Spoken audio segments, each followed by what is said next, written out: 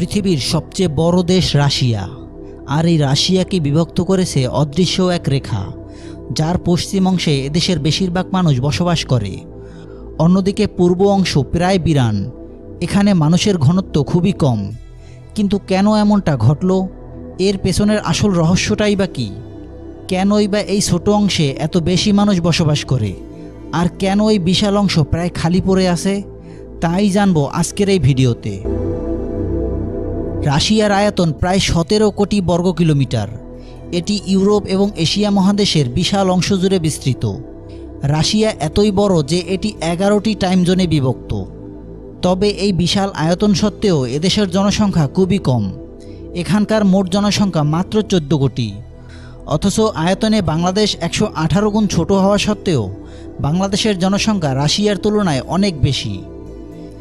রাশিয়ার জনসংখ্যার গ্রাফ একটু গভীরভাবে পর্যবেক্ষণ করলে দেখা যায় এর 80% জনসংখ্যাই অদৃশ্য রহস্যময় লাইনের পশ্চিমে বসবাস করে। বিপরীতে মাত্র 20% মানুষ এই লাইনের পূর্ব দিকের সুবিশাল অঞ্চল জুড়ে ছড়িয়ে ছিটিয়ে বসবাস করে। এই জনসংখ্যার বিভাজনের মূল কারণ হল রাশিয়ার ভৌগোলিক অবস্থা।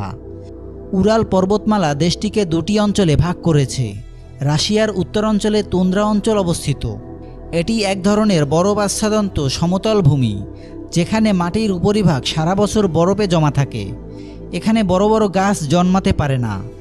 রাশিয়ার মাঝামাঝি অংশে তাইগা অঞ্চল অবস্থিত, যা বিশ্বের বৃহত্তম বনাঞ্চল। রাশিয়ার বিভিন্ন অংশে পর্বতমালা রয়েছে। এর মধ্যে উল্লেখযোগ্য হল উরাল পর্বতমালা, যা ইউরোপ এবং এশিয়ার মধ্যে প্রাকৃতিক সীমারেখা তৈরি করেছে। এছাড়াও পূর্ব রাশিয়ার আলতাই পর্বতমালা এবং কামচাটকা অঞ্চলে আগ্নেয় পর্বতশ্রেণী রয়েছে। এছাড়াও পূর্বে বিশাল এলাকা জুড়ে সাইবেরিয়া অঞ্চল অবস্থিত। এখানকার শীতকাল অত্যন্ত কঠিন এবং তাপমাত্রা প্রায় -60 ডিগ্রি পর্যন্ত নেমে যেতে পারে।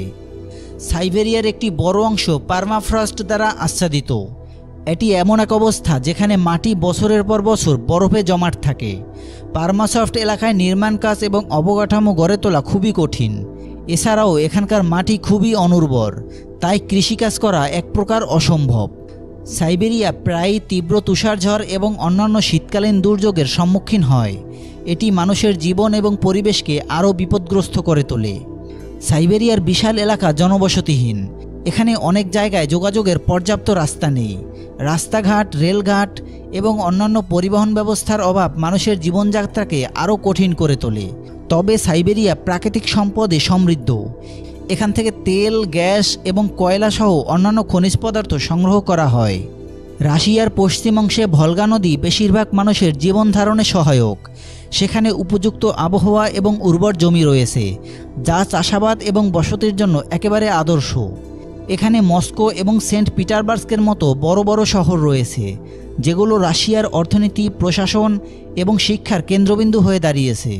পশ্চিম রাশিয়া ঐতিহাসিক এবং কৌশলগত দিক থেকে সবসময় গ্রহণযোগ্যতা পেয়ে থাকে। ইউরোপের সাথে ভৌগোলিক কারণে নিকটবর্তী হওয়ায় এখানে বাণিজ্য এবং কূটনীতির বিশাল বিকাশ ঘটেছে।